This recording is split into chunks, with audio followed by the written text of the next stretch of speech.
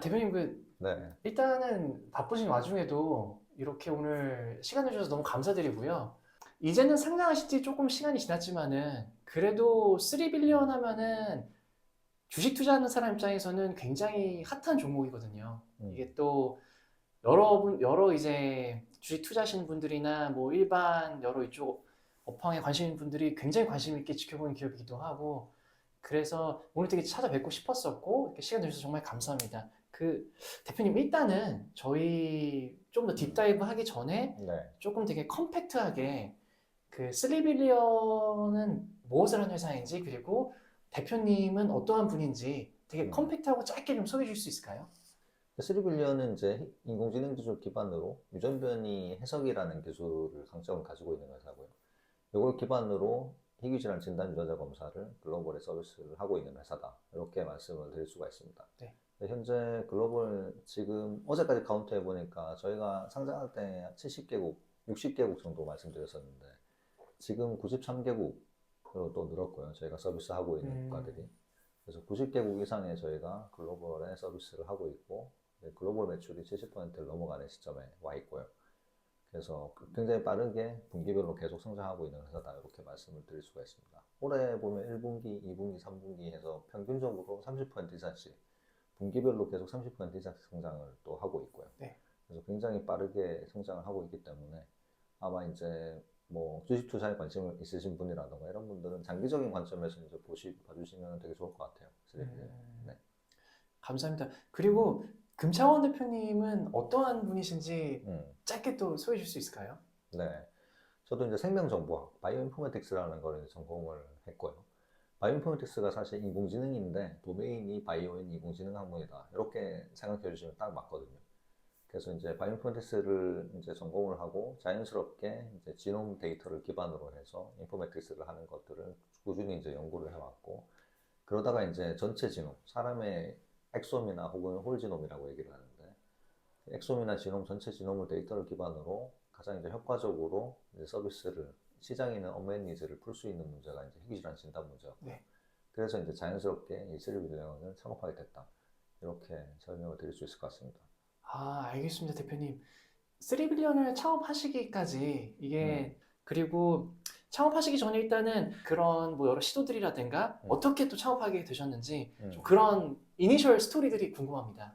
일단 이제 맨 처음에 어떻게 보면 전공을 결정할 때부터 네. 조금 거슬러 올라갈 수 있을 것 같은데 고등학교 때 이제 이 휴먼 지놈 프로젝트라고 인간 게놈 프로젝트라는 게 딱 그때 제가 고등학교 졸업하는 시점쯤에 거의 마무리가 됐었어요. 그래서 그 당시에 맨 처음에 이제 중앙일보에서 신문 연재로 한 2달 정도를 매주 한 꼭지씩 휴먼 지놈 인간 게놈 프로젝트에 대한 특집 기사를 냈었거든요. 중앙에 보였어요. 네. 그걸 아직도 갖고 있습니다, 심지어. 그렇습니까? 그래서 네. 나중에 볼 수 있나요? 보여드릴 수 있습니다. 거기서 처음으로 이제 이 생명정보학이라는 거를 접하게 됐어요.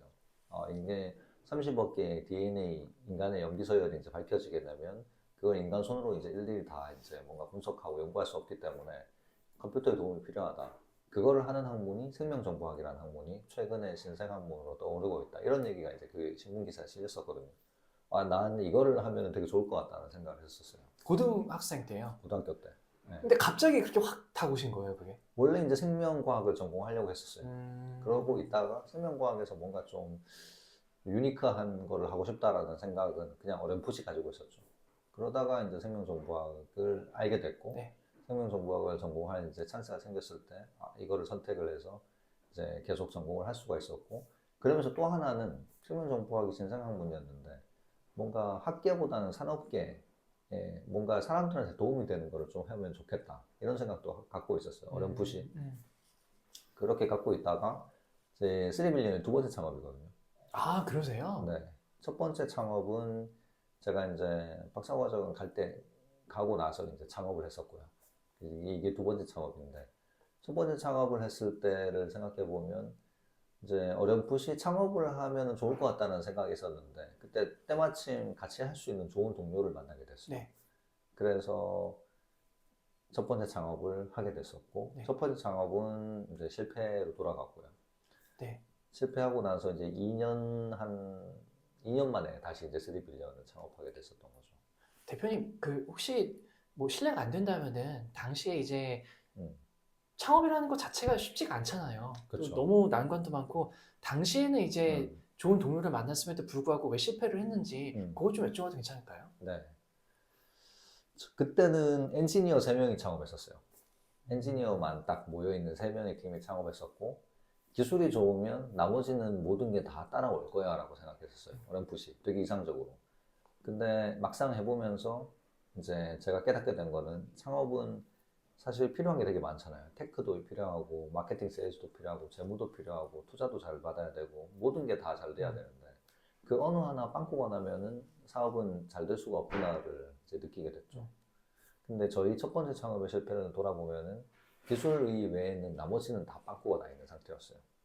그래서 아, 이게 이런 상태로는 잘 되기가 쉽지 않구나라는 걸 느꼈었고 여러 가지가 있었죠. 돌아보면은 되게 잘 못했던 거가 되게 여러 가지가 있었는데 투자 오퍼가 있었는데 저희가 안 받았었고요. 음, 그 당시에는 지금은 되게 창업 인프라가 잘 조성이 돼 있는데 저희가 첫 번째 창업했을 때 2012년이었는데 그때만 해도 굉장히 이제 창업 인프라나 투자에 대한 거 특히 이런 정보들은 거의 찾아볼 수가 없었었거든요. 네.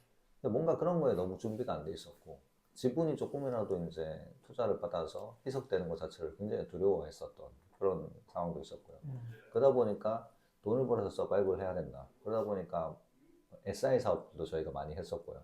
그러다 보니까 이제 우리가 포커스 해야 되는 진짜 우리 사업에는 포커스를 못했던 그런 문제가 있었죠. 당시 SI 사업이라고 한다면은 다른 기업들 사업을 수주받아서 이제 하셨다 이걸로 이해하면 될까요? 저 연구 프로젝트도 받아서 진행하고 뭐 이런 것들이 있었죠. 네. 음, 네. 당시에도 그러면은 창업 아이템이 현재 3빌리언의 창업 아이템과 동일한 건가요? 동일하진 않습니다. 그때는 이제 DTC라 그래서 B2C의 이제 형태의 서비스였는데 네. 질병에 대한 진단 검사는 아니었고 뭐 여러 가지 질병에 대한 리스크를 알려주는 형태의 검사였어요. 일반인 대상으로 하는. 네네. 네. 근데 그게 지금 돌아보면 시점도 사실 되게 안 맞았던 게 그 일단은 지놈을 다 읽어야 뭔가를 할 수가 있거든요. 근데 지놈을 읽는 가격 자체가 2012년 정도만 하더라도 굉장히 비쌌어요. 네. 뭐 예를 들면은 지금 전체 지놈을 읽으면 500불 아래로 읽을 수 있는데 그 당시에는 1억 이상이었어요. 아니, 왜 이렇게 비쌌어요, 그때는? 그 지놈을 읽는 테크 자체가 원래 비쌌습니다. 인간지능 프로젝트를 할 때는 아, 한 사람이 전체 읽는데 끝나는 시점에 1,000억 정도였어요.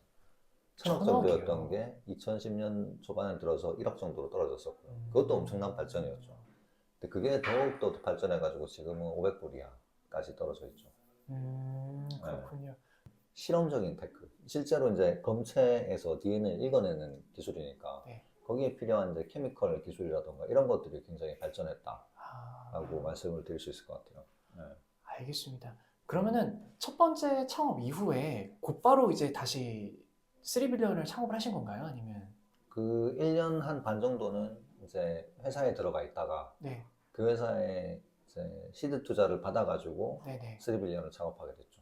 그러면은 이번에 3빌리언을 창업을 하실 때에는 어, 이게 되게 두려우실 수도 있을 거라는 생각이 들긴 했거든요. 왜냐하면 음, 또 첫 번째 또 그런 경험이 있으셨고 이제 또 그쵸. 두 번째다 보니까 근데 그럼에도 불구하고 이제 창업을 이렇게 추진하시게 된 계기가 뭘까요?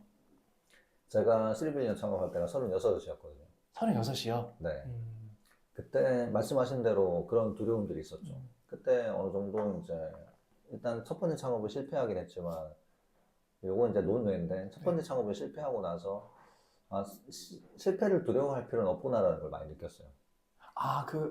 되게 뭔가 알듯하면서도 말듯한 예, 느낌인데, 예. 이게 창업을 하면 그 창업해서 열심히 일한 사람을 기준으로 봤을 때 그 사람이 같은 시간을 썼을 때 창업했을 때 훨씬 가장 크게 성장할 수 있거든요. 모든 시간을 음, 투입하고 그래서 저도 그걸 느꼈어요. 3년 저희가 정도 하고 이제 첫 번째 창업이 정리가 됐는데 하고 나서 느낀 거는 3년 동안 굉장히 많이 성장한 걸 느낄 수가 있었고요. 그래서 자신감은 굉장히 있었어요. 저희가 여러 가지 리소스가 부족해서 실패했다. 타이밍도 안 맞았고. 그래서 그렇지만 내가 기술적으로 이제 제가 이제 엔지니어로 계속 일했으니까 음, 엔지니어로서의 역량이나 이런 거는 굉장히 성장했고 자신감이 있었거든요. 네. 근데 시장에서 그걸 원한다는 걸 알게 됐고 들어갔던 회사에서도 굉장히 제가 생각했던 대로 되게 좋은 어떤 그런 결과들을 많이 만들어낼 수가 있었어요. 네. 그러면서 이게 창업을 하고 빠르게 실패를 한다라면은 이거는 크게 실패를 두려워할 필요는 없겠구나. 물론 이제 그 과정에서 파이낸스적인 실패를 하면은 그건 굉장히 큰 문제인데 네네. 어느 정도 이제 개인적인 부분만 감당하고 갈 수 있는 정도면은 크게 무리는 없겠구나 그 생각을 하긴 했었어요. 그래서 이제 두 번째 창업을 하게 됐을 때는 개인적인 그런 두려움은 크게는 없었는데 어쨌든 뭐 약간 다시 이제 또 돌아보면 그때부터 이제 커리어적인 전성기는 그때부터 이제 시작되는 거니까 네. 그런 기회비용에 대한 거는 생각 안 할 수가 없었죠. 음. 그럼에도 불구하고 한 20년 정도를 시간을 한 뒤로 이제 당겨 본다면 20년 정도 시간이 지났을 때 지금을 돌아봐 보고 이 기회에서 창업을 안 한다고 했을 때 어떤 느낌일까를 굉장히 생각해 봤는데 엄청 후회할 것 같다 인생에서 이게 라이프타임이 이제 마지막 내가 창업할 수 있는 찬스가 아닐까 그 생각이 들었었어요. 그래서 창업을 했었고 네. 다만 이제 그러면서 그 끝나는 시점을 결정하고 시작했었어요. 그러니까 이렇게까지 하고 안 되면은 과감하게 끝낸다. 요거를 처음에 창업을 하면서 결정하고 시작했어요. 그게 뭐 예를 들면 창업하고 뭐 1, 2년 내에 뭐가 나와야 된다 성과가. 네. 그런 거였는데 시드 투자를 받았는데 그 시드 투자금을 다 소진할 때까지 추가 투자를 못 받거나 아니면 우리가 생각한 수준의 마일스톤을 달성 못 하거나 그러면은 거기서 정리한다. 이렇게 결정을 하고 시작했었어요. 당시 마일스톤은 뭐였나요? 마일스톤은 사실은 결국은 추가 투자거나 아니면 매출을 내거나 우리가 서바이브 할 수 있는 수준의 매출을 내거나 둘 중에 하나였어요. 네. 근데 말씀만 들어봐도 초기에는 물론 당연히 엔지니어로서의 역량도 올라오시고 또 주변에 든든한 동료도 많았겠지만은 진짜 불안하셨을 것 같거든요. 이게 그렇죠. 이게 네. 지금이야 이제 상장도 하시고 그랬지만은 그러면은 이제 초반부터 한 중기 정도까지 3빌리언이 어떻게 성장해 왔는지 그 역사를 좀 공유해 줄 수 있나요? 그래서 말씀하신 대로 처음에는 당연하게 이제 처음에 딱 스타트할 때가 가장 해피한 것 같아요. 왜 그렇죠? 장밋빛 미래만 이제 딱 그리고 있기 때문에 그 상태로 시작을 하니까 잘 될 것만 이제 생각하고 처음 시작할 때 그 흥분이라던가 이런 게 있으니까 그렇게 이제 시작을 해서 처음에 저희가 생각한 대로 이제 잘 진행을 했죠. 한 3개월 정도 만에 베타 테스트도 이제 만들어가지고 미국에서 이제 베타 테스트 진행했었고 이렇게 하면서 이제 저희가 첫 마일스톤으로 생각했던 이제 투자 이런 것들을 이제 계획을 하고 있었는데 대표님 죄송합니다. 네. 저희가 그 여러 이제 서비스가 있다 보니까 여기서 말씀 주신 베타 서비스는 어떤 서비스를 말씀하신 건가요? 지금 제품이 이제 희귀질환 진단검사 서비스잖아요. 네. 그때 처음 시작은 진단검사가 아니었습니다. 그러니까 환자들을 대상으로 이제 그 진단검사라는 거는 예를 들어 우리가 병원에 가서 진단을 받는 거, 그러니까 내가 코로나에 걸려 있는지, 독감에 걸려 있는지 그거를 딱 이제 파이널라이즈 하는 게 독감 그게 이제 진단인 거고요. 네. 그래서 이제 지금은 이제 그 형태의 저희가 진단을 위한 유전자 검사 서비스를 제공하고 있는 거고, 그때는 환자들을 대상으로 지금 희귀질환 환자들이 진단을 못 받고 있는 게 문제거든요. 네. 근데 이제 그런 사람들 중에서도 병원에서 뭔가 이 서비스를 못 받고 있는 사람들, 그 바깥에 있는 사람들. 처음에는 그게 타겟이었어요. 그래서 그 바깥에 있는 사람한테 지롬 데이터를 주고 이 사람들이 중심이 돼서 자기의 진단을 찾아나가는 데 도움이 되는 정보를 제공하는 거. 처음에는 그게 시작이었어요. 직접 B2C를 하셨다 네. 이렇게 이해하면 되겠네요. 네, 처음에는 그게 시작이었습니다. 그래서 미국에 있는 희귀질환 환자들한테 정보를 제공하고 그 사람들이 쓸 수 있는 웹 서비스를 제공하는 거가 네. 처음에 저희 모델이었거든요. 네. 그 서비스를 가지고 이제 시작을 했었죠. 그렇게 해서 미국에 가서 이제 베타 서비스를 하면서 이 제품이 시장에서 워킹할 수 있는지를 저희가 태핑을 계속 해본 거죠. 내부에 있는 전문가들도 만나보고 실리콘밸리에 가서 그 다음에 이제 의료 전문가들도 만나보고 그 다음에 저희 고객들도 만나보고 베타 서비스 했던. 그러면서 이제 하나 깨달았던 거가 환자들은 진단을 원하는 거지 정보를 원하는 게 아니다라는 걸 너무 명확하게 이제 느꼈고요. 알게 됐고. 네. 결국 이 사람들도 정보 가지고 진단을 정확하게 하고 싶은 거지. 그냥 정보를 가지고 내가 어떤 형태로 활용한다 이거 관심 있는 건 아니거든요. 또 본인 의사가 아니니까. 네, 그렇기도 하고. 그리고 시장에서도 결국 이 진단 목적 유전자 검사 서비스만 뭐 법적으로도 다 워킹을 하는 구조인 거고 그 바깥에 있는 검사면서 질병에 대한 정보를 제공하면 전부 다 이거는 FDA 어떤 이제 레귤레이션을 통과해야만 하는 이제 서비스 형태였었던 거예요. 네. 뭔가 이건 그렇게 친다면은 DTC 다이렉트로 이제 컨슈머들한테 제공할 수 없는 형태의 서비스라는 것도 알게 된 거죠. 아, 그러면 우리는 진단검사 서비스를 제공해야 되는구나 라는 걸 알게 됐죠. 그러면서 이제 저희가 처음에 생각했던 거랑 계획들이 조금씩 달라지게 되고 네. 그 과정에서 사실 그 과정에서 저희가 알게 된 게 지금의 인공지능 이제 유전변이 해석 기술이 굉장히 코어가 되는 기술이다라는 걸 알게 됐어요. 네. 미국에 가서 인사이더들 이런 유전자 검사 진단 목적 유전자 검사 제공하는 인사이더들하고 얘기를 해보면 이 사람들이 대규모로 쏟아지는 유전 변이를 어떻게 해석해야 되는지 그거에 대해서 큰 회사들은 전부 다 인력을 투입해가지고 지금 커버를 하고 있다는 걸 알게 됐었어요. 그래서 그 인력 비용이 엄청나게 많이 든다. 이 인력 비용을 낮출 수 있으면 자기네들은 그 서비스를 활용을 할 의향도 있고 도입 뭐 우리 제품을 활용할 의향도 있다 이런 말씀을 해주셨었어요. 아, 여기서 말씀하신 인력 비용이 그러니까 예전에는 일일이 사람들이 다 노동력이 투입이 그쵸. 돼가지고 그렇죠.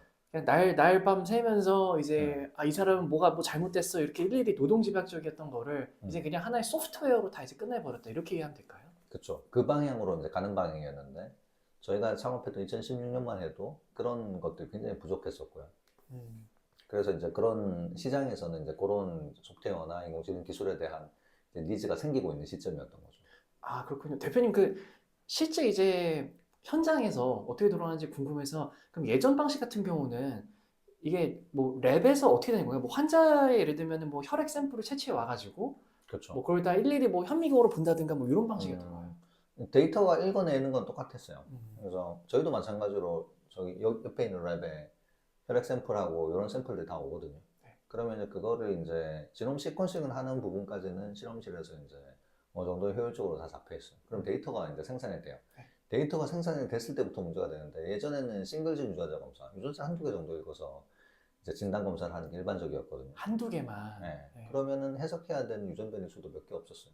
그럼 그거는 그냥 전문가가 앉아가지고 논문도 찾아보고 하면서 그거를 충분히 다 해석을 하고 검사를 할 수가 있었거든요. 네. 근데 그게 저희처럼 이제 홀 지놈이나 홀 엑솜을 기반으로 하면은 거기서 나오는 변이가 수십만 개에서 수백만 개가 돼요. 수십만 개, 수백만 개 변이 일일이 사람 손으로 뭐 찾아보면서 하는 건 불가능한 거잖아요. 그것도 네. 환자 한 명에 대해서 니즈가 그 정도인데. 그러니까 딱 요게 이제 전체 지놈을 대상으로 하는 희귀질환 진단 검사 이 영역에 오면은 더 이상 예전 방식은 불가능한 상태가 된 거죠. 차이가 엄청난데요. 그렇죠. 이게 결국 이제 다 수기로 사람이 했던 일을 결국에 이제 홀 지놈 형태로 바뀌기까지 네. 그러니까 저희가 이제 보고서나 이제 데이터로만 봤을 때는 아, 뭐 되게 크고 대단하구나 하고 느끼는데 실제 그게 오퍼레이팅이 어떻게 되는 건가요? 그러면 이제 어떻게 이제 홀섬으로 이걸 다 이제 분석을 할 수 있는 건지. 그렇죠. 거기 그래서 이제 예를 들면은 500만 개 변이가 나왔다라고 하면은 그 500만 개의 변이를 다 해석을 하고 병원성 실제 질병을 유발할 수 있는 변이들을 거기서 정확하게 이제 해석을 해내야 되고요. 네. 그 중에서도 환자의 증상과 매치되는 환자의 증상을 설명할 수 있는 원인 유전 변이가 나오면 그게 이제 진단으로 이어지는 거거든요. 네. 그 전체 과정이 인공지능으로 이제 자동화를 하는 구조인 거죠.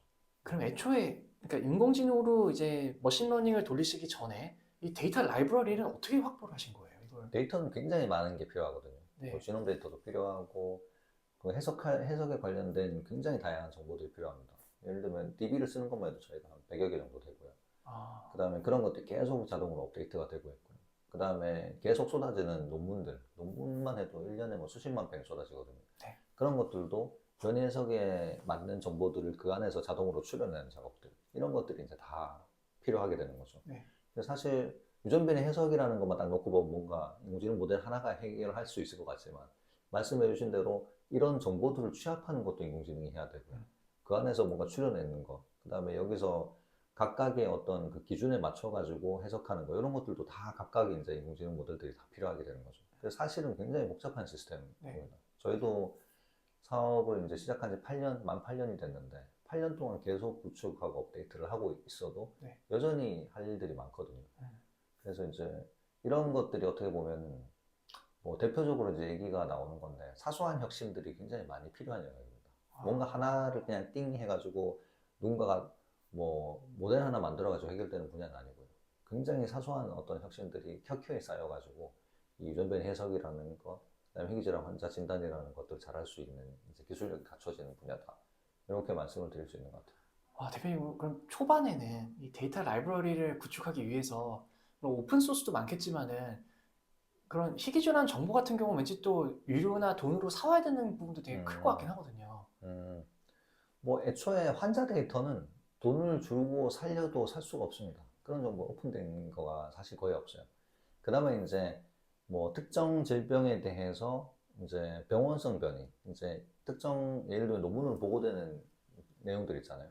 특정한 유전 변이가 특정 환자에서 발견돼가지고 이 질병을 일으켰어. 이런 변이들이 이제 쌓이는 데이터베이스가 있어요. 클린바라는 데이터베이스가 있고 네. 미국 국립보건원이 관리한 데이터베이스고 요거가 처음에는 기반으로 해서 저희 주요한 데이터로 지금도 활용을 하고 있고요. 전 세계 모든 이제 진단하는 랩들은 다 이 여기서 나오는 쌓인 데이터를 기반으로 활용을 하고 있는데 이것도 되게 부족하긴 합니다. 지금도 이게 한 300만 개 정도밖에 안 돼요.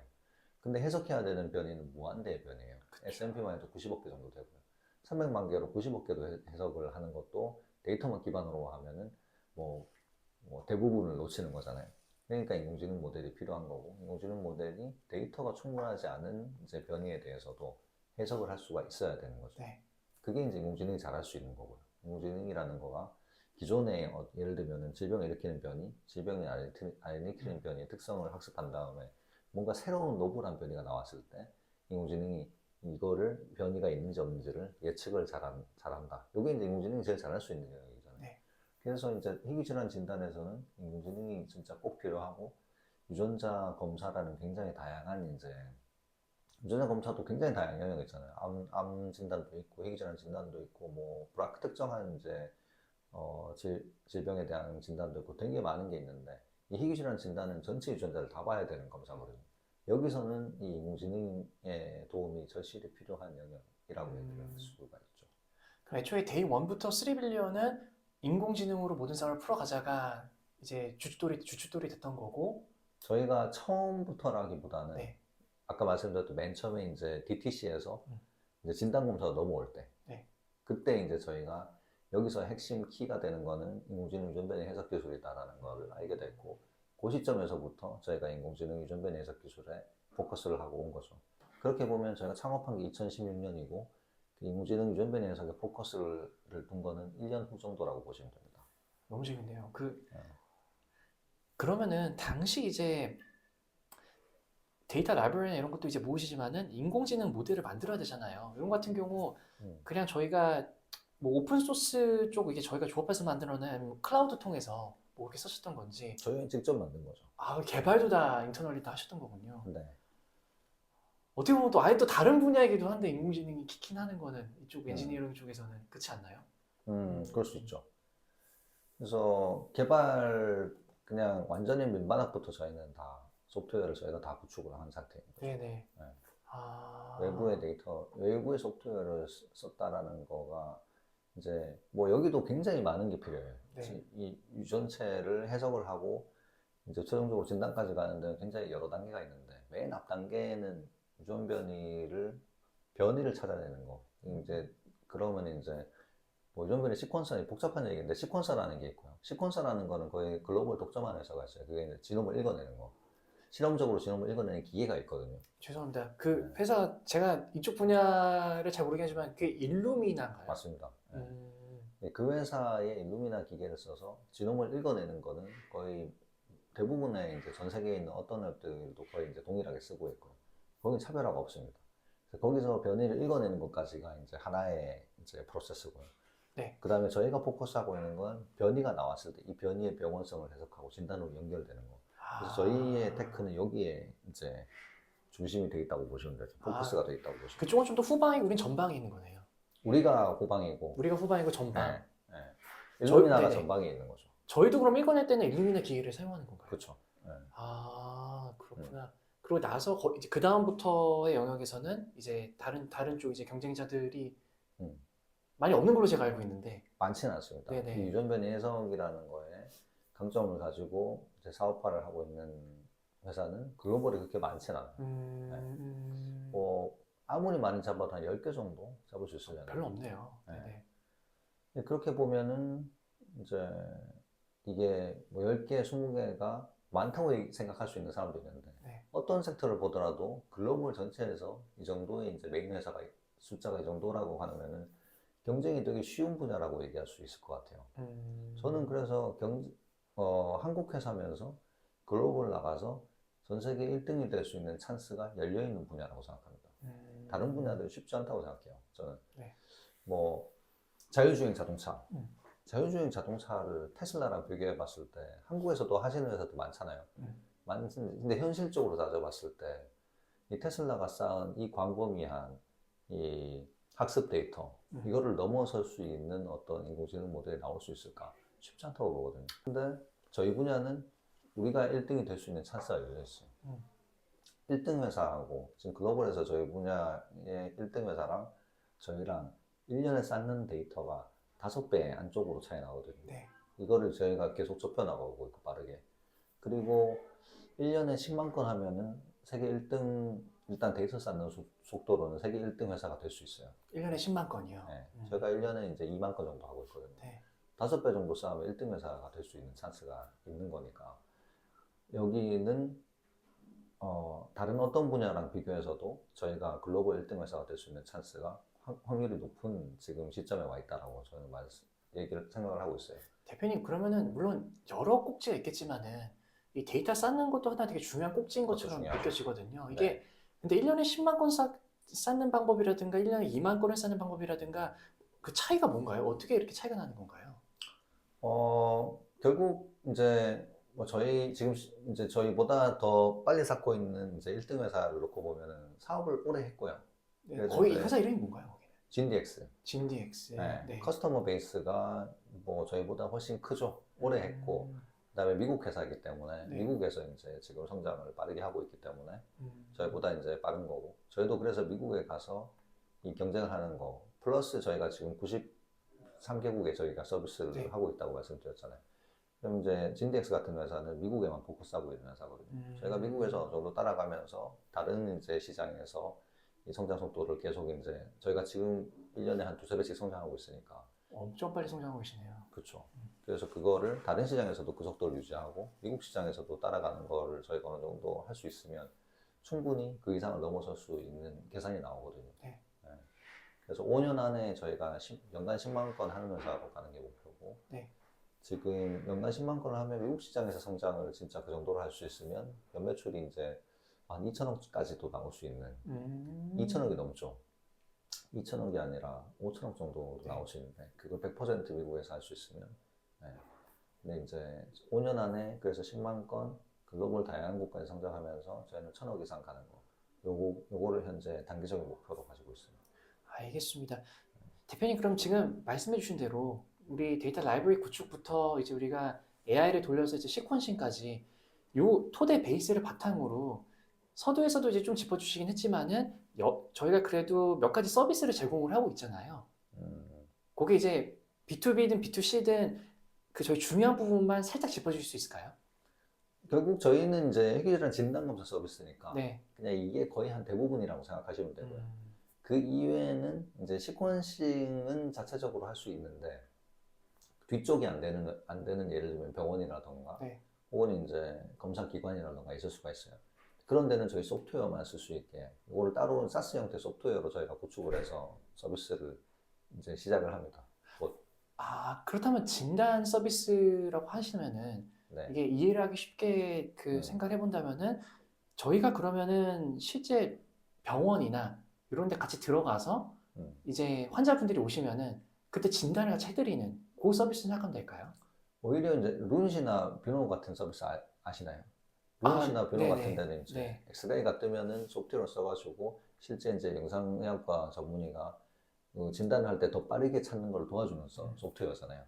그러면 저희가 병원에 공급하는 사스 형태의 소프트웨어라는 거는 그거랑 동일하다고 보시면 돼요. 그래서 병원에서 지놈 데이터는 생산을 하고 그러면 저희 소프트웨어가 이 환자의 원인 유전 변이는 얘입니다. 딱 찍어주는 거죠.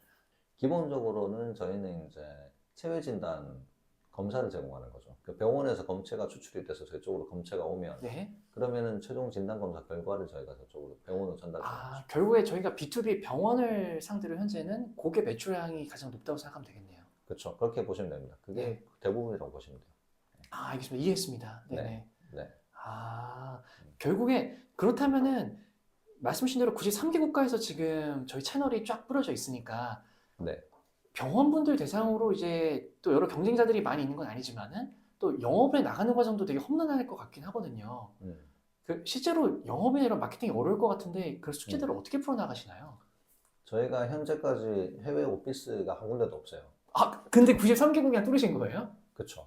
다 이제 온라인으로 저희가 원격으로 이제 액세스도 하고, 그 다음에 그때 주요한 리저널 학회 같은 데들도 저희가 꾸준히 참여를 하고, 이렇게 하면서 계속 네트워크 구축하고, 그 다음에 현지 디스트리뷰터들, 주요한 이제 디스트리뷰터 회사들하고도 협력해서 그쪽을 통해서 저희가 제품을 공급하고 있기도 하고요. 다양한 채널을 통해서 제품을 공급하면서 자연스럽게 이게 초기에는 빠르지가 않았거든요. 초기에는 저희가 레퍼런스가 없을 때는 성장 속도가 빠르지 않다가 레퍼런스가 많이 쌓이면서 그거와 비례해서 빠르게 지금 올라오고 있는 거죠. 실에 한두 개 쌓이면 갑자기 막 그쵸. 내 동료가 쓰면 나도 쉽게 쓸 수 있거든요. 그게 이제 계속 빨라져가지고 빠르게 지금 확장되고 있다고 보시면 맞을 것 같아요. 와, 알겠습니다. 근데 이게 되게 버텀에서 이렇게 또 올라오기가 쉽지 않은데 또 이것도 빌드업 하셔서 여기까지 오셨네요, 진짜. 이게 저희도 생각해보면 저희가 이렇게 오는 것도 시간이 꽤 오래 걸렸잖아요. 5년째부터 이제 매출 나기 시작해서 이제 지금 본격적으로 매출 성장을 한 거가 이제 한 2, 3년밖에 안 되거든요. 네. 그럼 작년 대비해서 올해도 한 그 정도 성장을 하고 있고 내년도 그럴 거라고 보고 있고. 근데 이제 이게 후반주라는 생각하면 쉽지 않다. 후반주자가 저희처럼 다시 스타트하는 회사가 이 시장에 들어와서 이 정도 빌드업을 하려고 하면은 이게 굉장히 쉽지 않겠구나라는 생각이 많이 들어요. 그게 이제 결국은 진입 장벽이겠죠. 네. 그렇군요. 음. 이게 저희가 그래도 되게 고속 성장을 한 케이스인데 물론 뭐 안에서 정말 다들 너무 열심히 하시고 시간도 오래 걸렸고 정말 고군분투하셨겠지만은 그래도 몇 가지 꼭지가 있을까요? 그래도 왜 3빌리언만이 이렇게 고속 성장할 수 있었는지. 일단 한국 회사들하고만 비교해서 딱 설명을 드려볼 수 있을 것 같아요. 한국에서 저도 이제 창업을 뭐 하고 난 이후도 그렇고 전도 그렇고 계속 제가 가지고 있었던 컨선이 있었어요. 왜 한국 회사들이 특히 바이오 회사들이 상장하고 나서 계속 글로벌에서 성장 못하는가 이런 거에 대한 의구심이 옛날부터 가지고 있었거든요. 그래서 꾸준히 관찰해보고 나서 제 결론은 한국 국경 밖을 벗어나서 경쟁력이 있는 기술을 갖고 있는 회사가 거의 없다라는 거였어요. 신약 개발 회사들 같은 경우에는 어쨌든 신약에 대한 그 후보 물질에 대한 IP는 갖고 있으니까 성장했을 때 큰 모멘텀이 생기고 뭐 해외에서도 당연하게 특허가 있기 때문에 그게 방어가 되는 부분들이 있는데 그 외에 의료기기라던가 진단회사들 이런 회사들은 한국 국경 밖을 벗어나서 경쟁력 갖고 있는 회사가 몇 개나 있을까 했을 때 많지는 않았던 것 같고요. 있던 회사들은 다 크게 성장했고 글로벌 회사로 없는 회사들은 결국 한국 안에서만 그냥 적당히 매출 조금 오르다가 지지부진하는 상태에서 그냥 끝나는 형태가 많았던 것 같아요. 그래서 저희도 일단 그렇게 되려면 브랜딩이 하나가 통일돼야 되고 한 개의 이제 제품군에 대해서 오랫동안 굉장히 이제 테크를 정교하게 계속 가다듬어 가야 된다. 엣지 있는 테크로 쌓아가야 된다. 이게 제 사업적으로 시작할 때 주요하게 포커스해야 되는 부분이라고 생각했었어요. 그래서 3빌리언에서 시작을 하면서 저희가 풀어야 되는 문제도 되게 명확했고 그 다음에 테크에 집중해야 되는 것도 되게 명확했고요. 그래서 그거를 계속 유지를 한 거죠. 8년 동안. 희귀질환 진단검사에서 필요한 인공지능 유전변이 해석 기술 이거를 계속 이제 꾸준히 글로벌 최고 수준으로 저희가 쌓는 거에 집중을 했었고요. 그래서 3빌리언이 한국 국경을 밖을 벗어나서 이제 경쟁력 있는 기술을 갖고 있는 회사가 됐고요. 그렇기 때문에 지금 빠르게 글로벌에서 성장하고 있는 거라고 생각하고 있습니다. 그래서 한국 국경 밖을 사람들이 이제 딱 보면 미국 시장 가는 건 어렵고 예를 들면은 사우디 가는 건 쉽다 이렇게 생각하시는 분들이 있어요. 완전 반대입니다. 오히려 어떻게 보면 미국은 미국의 도메스틱 마켓이고요. 사우디를 간다는 거는 전 세계 그냥 1등 회사들하고 바로 경쟁하는 거예요. 그렇겠네요. 네. 한국 국경 밖을 벗어나서 어느 국가를 가더라도 그냥 전 세계 1등 회사보다 나은 점이 있어야 선택이 되는 거거든요. 저희는 그걸 너무 많이 느꼈죠. 그래서 저희가 그거를 지금 93개국에서 저희 제품을 쓴다는 거는 세계 1등 회사랑 비교해서도 3빌리언 제품이 어떤 면에서 낫기 때문에 쓰고 있는 거거든요. 그런 경쟁력을 지금 가지고 있었기 때문에 이렇게 올 수 있었고, 그게 저희의 현재까지 지금 계속 빠르게 성장할 수 있는 드라이빙 포스라고 생각합니다. 아, 감사합니다. 대표님 아까 테크 쪽에 굉장히 집중하시다고 말씀 주셨는데 이게 유전자 분석 기술 쪽이 하나의 음, 꼭지 같은데 물론 여러 가지가 있겠죠. 하지만은 네. 그래도 가장 중요하게 요런 테크는 우리가 되게 포커싱해서 계속 개선을 해나가야 돼. 이게 뭐가 있을까요? 그게 이제 저희는 유전변이 해석 기술이라고 보고 있는 거죠. 그래서 유전변이 네. 해석 기술이라는 거는 시퀀싱 테크는 계속 바뀌거든요. 네. 예를 들면 일루미나의 시퀀스를 쓰다가 일루미나가 어느 순간 무너지고 다른 회사가 다시 1등 회사가 되고 네네. 이렇게 될 수 있거든요. 그리고 시퀀싱도 얘는 싱글진, 패널, 홀엑솜, 홀지놈 이렇게 계속 발전해 오고 있거든요. 근데 그 앞에 뭐가 바뀌든 상관없이 네. 어쨌든 최종적으로는 변이를 해석해야 되는 문제로 귀결이 돼요. 근데 저희는 변이 해석을 잘할 수 있는 기술을 갖고 있는 거거든요. 그게 뭔가요, 혹시? 그 변이 네. 해석이란 인공 변이 해석 기술인 거죠. 특정 변이가 나왔을 때 이 변이가 환자의 질병을 일으키는 변이인지 아닌지를 판별하는 기술. 그 코어 기술이 이제 세계 최고 수준을 유지하고 있으면 앞에 어떤 이제 시퀀싱 테크에서의 변화가 일어나든 상관없이 우리는 계속 세계 최고 수준을 유지할 수가 있는 거죠. 아, 제가 틀리면 틀렸다고 말씀 주세요. 근데 네. 제가 예전에 AI 회사들을 검토를 했고 음. 그래서 봤을 때 느꼈던 게 뭐냐면은 이거는 되게 장인 정신이 필요한 소프트웨어 코딩이지만은 되게 이거는 공정 같은 느낌이 들었거든요. 이게 하나하나 계속 다 맞춰보고 올바른 답이 도출될 때까지 정말 계속 이제 버그 찾고 에러 찾고 그러니까 굉장히 그런 게 녹아나는 느낌이었는데 굉장히 공정 기술 장인처럼 정말 계속 하나하나 다 뜯어서 계속 다 이게 완성도를 높이셨을 것 같아요. 왠지 이게 맞나요? 맞아요, 맞습니다. 음, 그렇게 되고, 왜냐면 계속 예외가 나와요. 예외가 계속 이제 나오는 거죠. 특히나 저희는 다른 데랑 다르게 이 환자 데이터잖아요. 음, 예외가 되게 많거든요. 굉장히 대부분 맞다가 또 어떤 환자한테는 뭔가 안 맞는 게 나오는 거죠. 그럼 그 예외를 인코퍼레이션을 시키기 위해서 계속 이제 발전을 해 나가야 되는 부분이고, 그 예외라는 것도 데이터가 쌓여야만 알게 되는 부분들이거든요. 예를 들면 저희가 이제 한 7만 건 정도 데이터가 쌓였는데, 글로벌에 굉장히 다양한 인종에서 이제 이 데이터들이 계속 늘어나면서 그런 예외들은 계속 저희가 관찰이 될 거고, 그 예외들을 잘 커버하는 인공지능 모델일수록 훨씬 더 정교한 모델이 될 거고요. 말씀하신 대로 이제 그런 예외들을 커버하기 위해서는 계속 저희도 파인 튜닝하는 작업들은 끊임없이 필요한 거죠. 네네. 데이터도 필요하고 인공지능 모델도 계속 이제 개선을 해 나가야 되는 거고. 알겠습니다. 대표님 말씀 듣다 보니까 실제 저희 서비스가 개시되는 시작점이 궁금하거든요. 무슨 얘기냐면은 예를 들면 뭐 제가 몸이 안 좋아서 병원을 가요. 검사를 다 받아봤는데 거기 의사 선생님께서 좀 이러한 부분들이 이상한 것 같은데 한번 음. 우리 그 3빌리언에 한번 유전자 분석 기술로 좀 더 정확히 알아보지 않겠느냐. 그렇게 시작점이 되는 건가요? 네, 서비스? 거의 정확합니다. 그래서 이제 우리가 병원 가서 엑스레이를 처방하는 상황이랑 거의 똑같다고 보시면 돼요. 그래서 우리가 병원 가서 의사가 판단하기에 엑스레이를 찍어보면 봐야 이제 추가적인 진단을 할 수 있을 것 같은데 하고 하면은 영상으로 엑스레이를 보내시잖아요. 네. 똑같습니다. 그래서 와서 유전질병 환자로 의심되는데 질병이 특정이 안 된다라고 했을 때는 희귀질환 환자로 의심이 된다라고 하면은 3빌리언의 희귀질환 유전자 검사를 오더를 하시게 되는 거죠. 그리고 나서 이 희귀 질환이 맞네. 그럼 그때부터 병원에서는 거기에 맞는 처방을 내리시는 거고요. 맞습니다. 네. 물론 희귀 질환이다 보니까 어느 한쪽으로 치우쳐져 있을 것 같진 않지만은 이게 어떤가요? 희귀 질환 의뢰가 오면은 그 희귀 질환이 되게 너무 다양해서 하나로 수렴되는 게 없나요? 아니면 그래도 뭐 지배적인 그런 희귀 질환이 있나요? 질병군으로 어느 정도는 이제 얘기를 할 수 있는데, 그래도 이제 그 소아가 한 50% 돼요. 소아가요? 네, 왜냐하면 유전질병이기 때문에 태어나면서 가지고 태어나는 거거든요. 네. 발현의 시기는 좀 다르긴 한데 그래도 소아에서 한 50%가 발현이 돼요. 그 소아과에서 오더를 많이 기본적으로 하게 되고, 그 다음에 그런 이제 소아에 관련된 거다 보니까 발달장애 관련된 게 많아요. 결국은 유전자 어딘가 이상이 있는 거니까 발달 과정에서 뭔가 문제가 생기는 게 많거든요. 그래서 발달장애 관련된 질병들이 한 3, 4천 개 정도 됩니다. 그렇군요. 그게 제일 많다고 할 수가 있을 것 같아요. 이해했습니다. 네. 이게 근데 어떻게 보면은 굉장히 그냥 막연하게 느끼기로는 되게 좀 비싼 서비스 같아서 이게 어떻게 보면은 미국이라고 친다면 거기서 어느 정도는 상위급 보험에 가입되신 분들이 많이 사용하는 서비스라고 보면 될까요?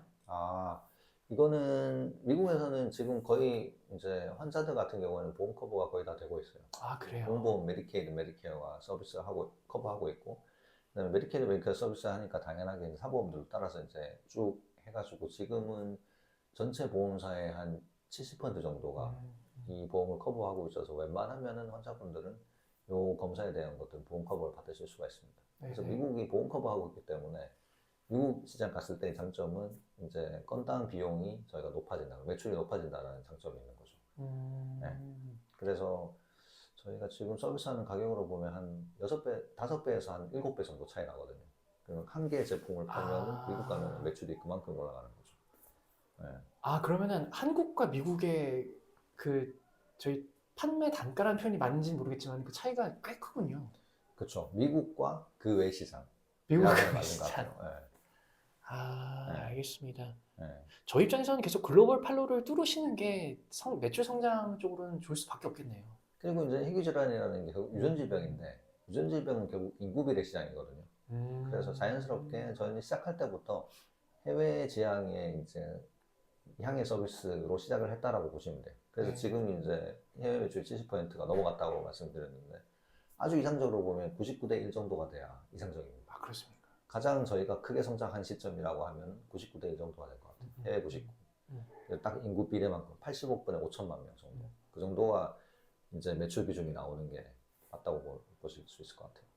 아, 알겠습니다. 네. 그 대표님 어떻게 보면은 현 시점에서 지금까지 말씀을 좀 반추해 보자면은 기술도 우리가 다 확보가 돼 있고 이력들도 훌륭하고 앞으로는 조금 더 그런 이제 매출 채널 다른 국가별로 다른 병원별로 그 마케팅을 하는 게 가장 큰 현안으로 봐야 될까요? 그렇다고 볼 수 있어요. 그래서 결국은 환자 이제 뭐 저희 고객들 입장에서 보면 피지션 의사인데 결국은 입장에서 봤을 때 사실은 어떤 분야나 마찬가지긴 할 텐데 테크가 이만큼 좋아요라고 하는 거는 그 테크가 한 10배에서 한 뭐 100배 정도 차이 나지 않는 이상은 테크만 가지고 사실 제품을 선택하기는 어렵거든요. 의료도 마찬가지고 저희가 이제 최고 수준을 이제 쌓았다고 하지만 테크만 가지고 저희 고객들이 제품을 선택하지 않을 거라고 생각을 해요. 저희 경험상 보더라도.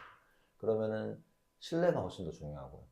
이 제품을 많은 사람들이 써가지고 효과적으로 성공적으로 진단을 받고 있네라는 그 에비던스들이 충분히 쌓였을 때 자연스럽게 안심을 하고 오더를 할 수 있게 되는 거거든요. 그래서 저희도 이제 그거를 위한 이제 그 에비던스들을 굉장히 많이 쌓아왔어요. 논문들도 100편 이상이 이제 나와 있고요. 그러면서 자연스럽게 쌓였고 말씀하신 대로 그래서 앞으로 더욱더 이거를 빠르게 속도를 높이기 위해서는 피지션들하고 저희가 이제 뭐 마케팅도 그렇고 세일즈도 그렇고 이 과정을 통해서 저희 제품에 대한 그런 신뢰도를 충분히 쌓고 안심할 수 있을 정도의 어떤 그런 어떤 마음 이런 것들 갖게 만드는 저희 고객들이 갖게 만드는 거 이게 가장 중요한 포인트일 것 같습니다.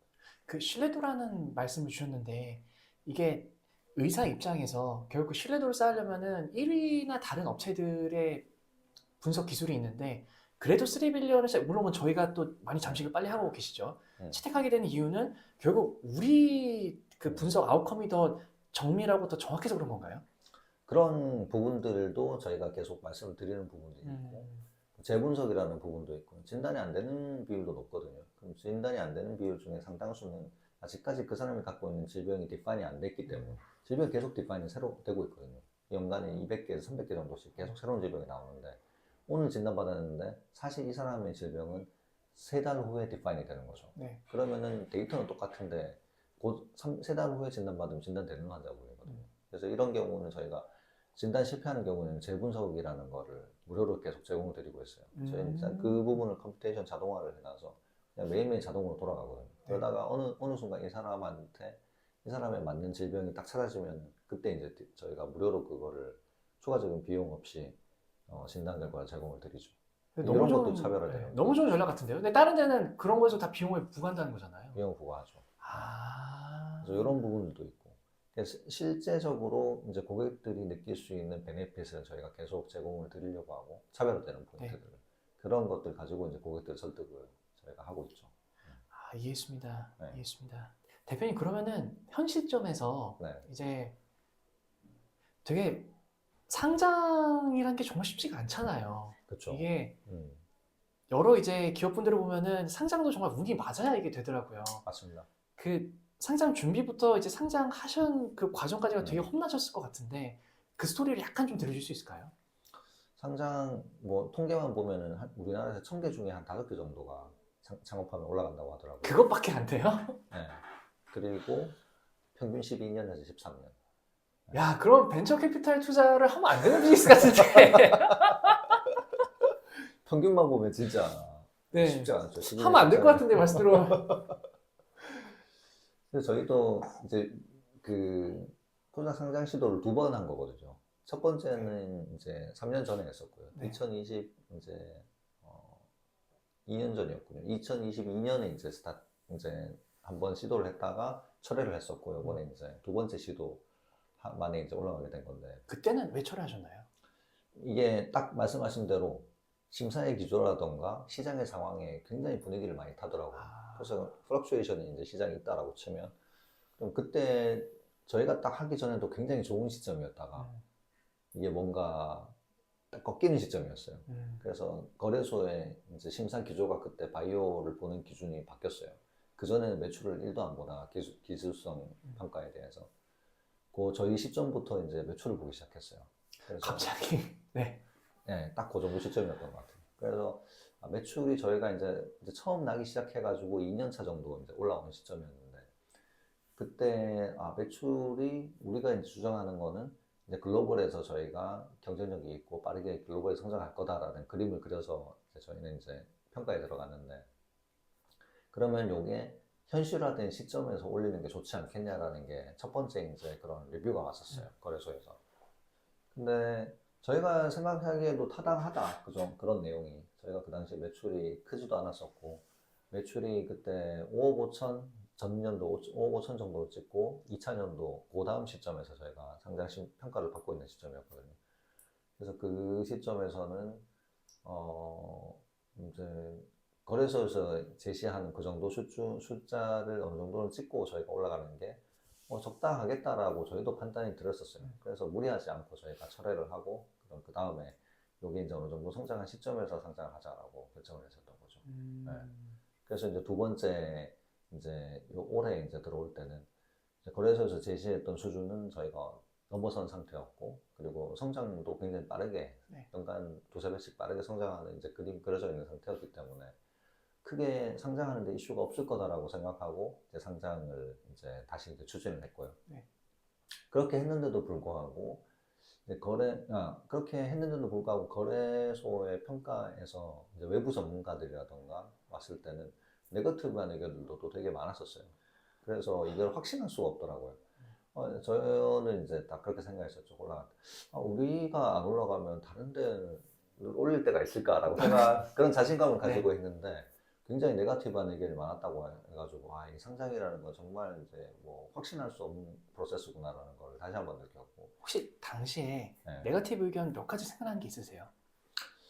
결국은 네거티브 의견이 저희가 제시한 거에 대한 네거티브였는데, 그게 뭐였냐면은 우리가 이제 글로벌에서 성장을 빠르게 할 수 있다. 봐라, 근거가 3배씩 성장하고 있는 거다라는 거를 숫자로 이제 찍어서 이제 보여드렸는데, 그거에 대한 네거티브였어요. 성장을 하고 있는 걸 보여드렸는데도 외부 전문가가 보기에는 이 성장이 지속되는 걸 확신할 수 없다. 이렇게 하면은 뭐 어떤 회사든 다 마찬가지인데, 근데 이제 그런 의견들이 있었고, 그게 가장 큰 컨선이었던 것 같아요. 네. 다행히도 그래도 컨선과 다르게 3개월 만에 빠르게 오히려 승인이 됐거든요. 이번에. 진짜 빨리 되셨네요. 네. 3개월 만에 빠르게 오히려 돼가지고 다행이긴 했는데, 통과되기 전까지도 저희 내부에서는 아무도 확신하지 못하는 상태였어요. 오히려 이번에 탈락할 수 있다라고 생각하고 있었어요. 네네. 네.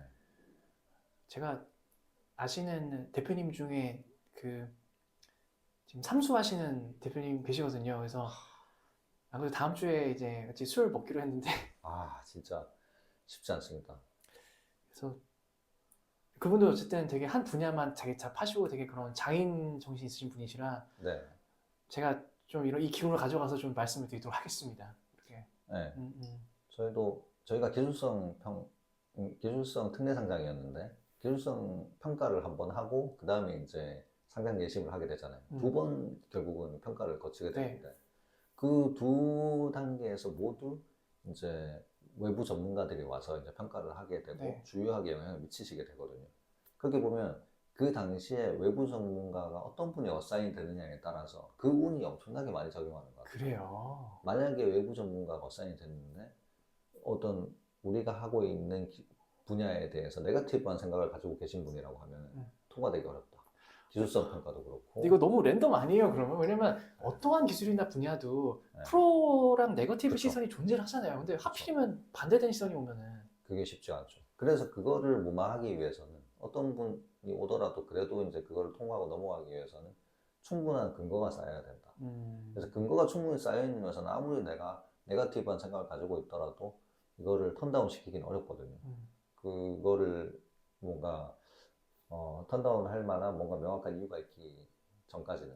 그래서 이제 에비던스를 쌓는 게 오히려 되게 중요한 것 같아요. 그래서 뭐 기술성 평가는 기술성에 대한 거를 증빙하기 위한 논문, 특허 이런 것들 그런 거가 충분히 쌓여 있으면 그래도 어느 정도 다 방어가 될 거고 넘어갈 것 같고 그 다음에 상장 예심에서는 결국은 성장성에 대한 거, 그다음 매출에 대한 거. 그래서 이게 어느 정도 이제 증명이 된 근거를 가지고 있으면 여기서 마찬가지로 외부에서 네거티브한 의견을 가지고 있는 분이 오더라도 그래도 이제 넘어갈 수 있는 힘이 되는 것 같아요. 그래서 저도 최근에 이제 뭐 상장을 준비하는 이제 회사의 대표님들 만나면 그 말씀 많이 드립니다. 충분한 근거를 쌓아 놓는 거가 되게 중요하다. 그래서 이제 상장 가까이 돼서 그때부터 막 특허를 준비하시는 회사들도 있더라고요. 근데 그거보다는 진짜 우리 사업을 위한 핵심은 계속 꾸준히 특허를 잘 쌓아오면서 가지고 올 수 있으면 수월하게 그런 과정들을 넘어갈 수가 있는 것 같고 당장 닥쳐서 준비를 한다고 하면 쉽진 않은 것 같아요. 이해했습니다. 대표님, 현 시점에서 이제 상장이라는 어떻게 보면 큰 산도 한번 넘으셨고, 물론 이제 앞으로 더 생각하시는 계획이 많겠지만은, 당장 앞으로 그러면 어떠한 비전을 가지고 앞으로 미래를 보시나요? 이 회사를 운영할. 저희는 뭐 상장 전이나 후나 뭐 비전 동일하거든요. 희귀질환 진단에서 이제 최고의 회사가 되는 거가 일단은 첫 번째 목표고요. 그래서 결국은 그게 지금 글로벌에서 연간 이 진단의 수요가 2천만 건 정도가 있어요. 근데 아까 말씀드렸다시피 10만 건 하면은 저희 분야에서 10만 건 하면 세계 1등 회사가 된다고 말씀드렸죠. 1등 회사가 돼도 너무 부족한 거죠. 그래서 최대한 많은 희귀질환 환자분들이 빠르게 진단을 받는데 도움이 되는 회사로 저희가 성장하는 게 목표고 그러려면 1년에 10만 건도 아니고 100만 건을 해도 부족하니까 더 빠르게 성장해서 더 포더블한 서비스를 글로벌 다양한 국가에다가 저희가 서비스를 하는 게 목표고요. 이제 그렇게 이제 저희가 잘 성장을 해 나간다면 저희가 쌓는 데이터도 엄청나게 커지고 그 데이터를 기반으로 일단 진단을 잘할 수가 있게 되는 거예요. 계속 선순환을 그리면서 그 다음에 그 데이터를 기반으로 또 잘할 수 있는 게 희귀질환의 약도 사실 많지 않거든요. 희귀질환 약을 만들 수 있는 또 엄청난 이제 리소스가 되는 거여서 그래서 희귀질환 진단을 잘하고 진단을 잘하는 데이터가 쌓여서 그걸 기반으로 희귀질환 치료제 개발에서도 혁신을 만드는 회사가 되는 게 목표예요. 아, 치료제 개발까지요? 네. 이게 진단을 잘하면은 이어질 수밖에 없는 고리인 건가요, 결국에? 그렇죠. 네, 맞습니다. 아, 그러면 혹시 치료제 개발을 어느 쪽으로 좀 생각하고 계시는지, 어느 분야 쪽으로? 분야는 사실 딱히 저희가 국한하고 있지는 않고요. 신약 개발을 사실 이미 하고 있습니다.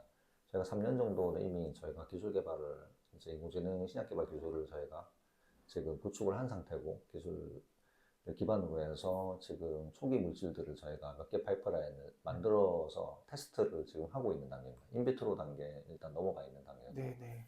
그래서 이 프로세스를 최대한 빠르게 해서 엄청나게 빠른 속도로 저희가 특정 질병에 대한 이제 후보 물질을 빠르게 뱉어낼 수 있는 회사로 성장하는 걸 이쪽에서는 목표로 하고 있어요. 내후년쯤 되면은 진단뿐만이 아니라 신약 개발까지의 또 다른 날개도 얻으실 수 있겠네요.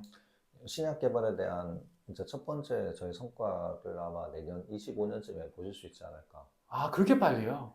네, 저희가 지금 이제 인비트로 들어가 있는 이제 것도 있고 관련돼서 이제 저희 테크 논문들도 내년에 한 3편 정도 준비를 하고 있거든요. 그래서 이제 그거에 기반한 초기 물질을 좀 라이센싱 아웃할 수 있는 협력 제약사랑 파트너십을 맺거나 라이센싱 아웃하는 거 이런 정도의 성과는 내년에 좀 저희가 보여드릴 수 있을 거라고 생각하고 있어요. 굉장히 익사이팅할 것 같습니다. 네, 재밌는 단계인 것 같아요. 저희 현재 시점에 3빌리언. 그렇군요. 대표님 그렇다면은 현재 이제 진단업체로서의 이제 기업의 체질을 본다면은 그런 현재 재무 체질을 가지고 있고 신약 개발 쪽으로 또 가면은 체질이 어떻게 보면 더 비대해지는 거잖아요. 이게 어쩔 수 없이 비용도 더 늘어날 수밖에 없고 물론 이제 요번에 상장을 하시면서 자금은 충분하시겠지만은 이게 그런 이제 체력 안배나 런웨이 이런 게 궁금하거든요. 이게 뭐 추가로 또 펀딩을 하셔야 되는 건지. 신약 개발은 사실 임상에 들어가면 이제 말씀하신 대로 뭐 비용이 엄청나게 많이 들게 되는데 저희가 생각하고 있는 현재 단계는 임상까지 들어가기 전 단계까지, 전임상 단계까지만 저희가 커버하는 구조로 보고 있거든요. 그래서 그렇게 보면은 비용이 그렇게 크게 이제 늘어나는 구조는 아니라고 저희는 현재는 계획을 하고 있어요. 근데 이제 나중에 계획이 바뀌어서 저희가 인터널로 임상까지 커버를 하겠다라고 하면은 그때는 말씀하신 대로 완전히 다른 이제 게임이 되는 거니까 네. 추가 증자를 한다거나 이런 게 필요할 수도 있는데 현재 저희가 그리고 있는 모델에서는 그렇진 않다 이렇게 말씀드릴 수 있을 것 같아요. 현재 그러면 전임상 단계까지만 고려를 한 그런 네. 체질이면은 네. 어쨌든 당분간 앞으로는 추가 뭐 펀딩이나 이런 게 없이 계속 그냥 잘 가실 수 있는 그런 플로우라고 하면 될까요? 우선적으로는 그렇게 보고 있는데 저희가 일단 이제 현재 단계에서 저희가 예측한 내용으로만 보면은 2년 정도 그래서 저희 매출이 한 200억 정도 되는 단계면 BEP를 넘어서는 이제 시기가 올 거라고 예상하고 있거든요. 네. 그게 이제 한 2년 정도 후니까 뭐 저희가 추가 증자가 없을 수도 있고 아니면 좀 더 빠른 성장을 위해서 추가 증자를 하는 시점이 있을 수도 있는데 현재 이제 저희 재무 계획상으로만 보면은 계획대로 이제 BEP 맞는 시점이 2년 후라고 치면은 네. 추가 증자가 필요 없을 수도 있다. 네, 이렇게 보고 있죠. 알겠습니다. 네. 네네.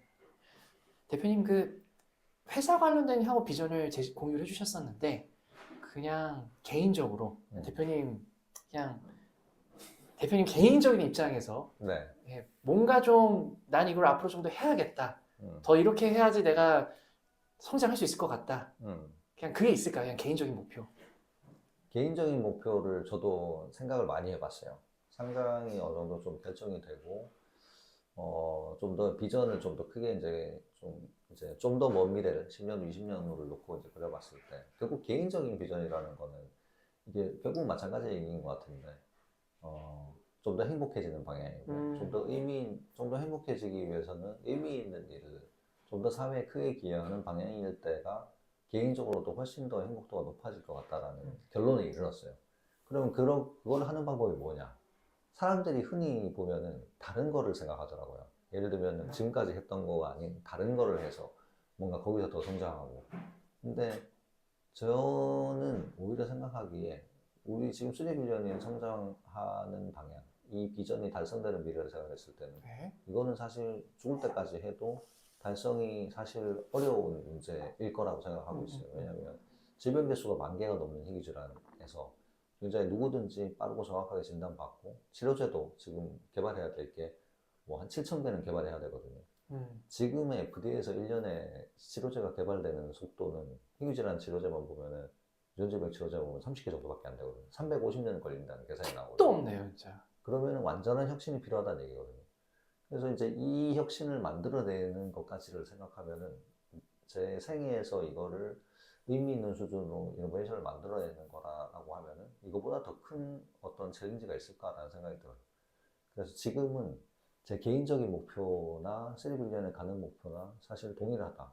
제 살아생전에 의미 있는 정도의 희귀질환 치료, 뭐 진단 문제를 해결하고 치료제 개발 문제를 해결하는 거. 이게 이제 현재는 개인적으로 제일 큰 목표라고 말씀드릴 수 있을 것 같아요. 알겠습니다. 오늘 뭐랄까 사업적인 부분도 많이 공유를 해주셨지만은 이게 의외로 되게 행복이라는 키워드에 또 많이 닿아 있었던 것 같아요. 이게 어떻게 해야지 뭐 일은 일이고 행복이가 이게 아니라 뭔가 그 미션 같은 게 있으신 것 같아요. 확실히 일을 하시면서도 그게 또 행복으로 발현되는 게 아닌가. 이게 결국 사람들이 요새 파이어 얘기 많이 하잖아요. 네. 젊을 때 한 10억 벌고 이제 은퇴하겠다. 저는 그게 완전히 잘못 생각하고 있는 거라고 생각하는데 올해 초에 그런 이제 한국의 부자 리포트 이런 거 금융권에서 많이 발간되잖아요. 네. 거기에 초고액 자산가들의 부자 리포트가 나온 게 있었거든요.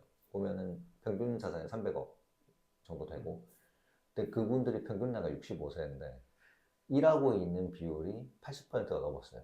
그리고 그 사람들한테 물어봤을 때 앞으로 계속 일하고 싶으냐? 90%가 계속 일하고 싶다였거든요.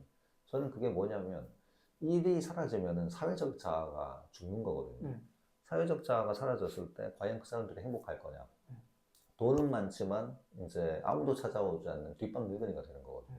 그렇게 누구도 그렇게 살고 싶지 않다라는 메시지라고 보는데, 결국 돈을 가져본 사람들은 그걸 아는 거고, 가져보지 않은 약간 뭐 젊은 사람들은 그걸 잘 모르니까 그냥 은퇴하고 그냥 놀면 재밌겠지, 행복하겠지라고 생각하는데, 저는 전혀 행복하지 않는 삶이 될 거라고 생각해요. 그래서 행복한 삶은 반대로 사회적으로 굉장히 큰 의미를 주는 일을 꾸준히 계속 할 수 있을 때, 기여할 수 있는 에너지가 있을 때 행복한 인생이 될 수 있을 거라는 게 제 결론이었고, 네. 저도 이제 꾸준히 그런 것들을 생각해 봤는데, 사실 일하는 거 제외하고 딱히 즐겁거나 그런 일도 별로 없더라고요. 그것도 네. 맞는 말씀 같아요. 네. 뭔가 항상 미래가 불안하고 이럴 때는 눈앞에 있는 걸 열심히 했을 때 그런 불안은 다 사라졌던 것 같고. 그래서 저는 개인적으로는 그런 결론을 그렇게 이제 내리게 됐죠. 내가 가장 행복하게 살 수 있는 방법은 가장 의미 있는 일을 하는 거, 가장 사회적으로 임팩트 있는 일을 하는 거. 네. 알겠습니다. 되게 와닿는 말씀 같아요, 진짜. 알겠습니다. 네. 금충원 대표님 오늘 그 장시간 또 좋은 시간 할애해 주셔가지고 정말 감사합니다. 감사합니다, 대표님. 네, 고맙습니다.